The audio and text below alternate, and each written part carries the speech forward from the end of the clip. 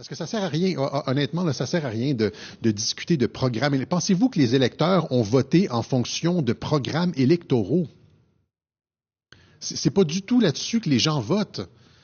Vous pouvez avoir les congrès de partis où est-ce que les délégués votent des propositions et tout ça. Et c'est pas là-dessus que les électeurs votent.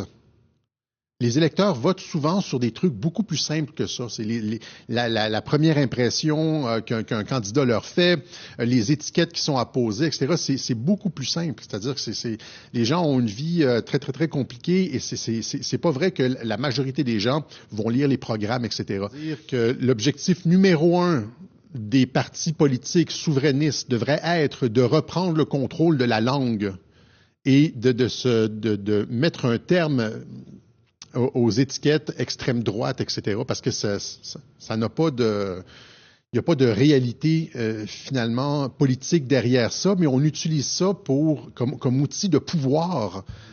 C'est un outil de pouvoir qui est injuste et qui est utilisé pour justifier en fait pratiquement n'importe quoi. On nous dit que c'est le retour de Hitler.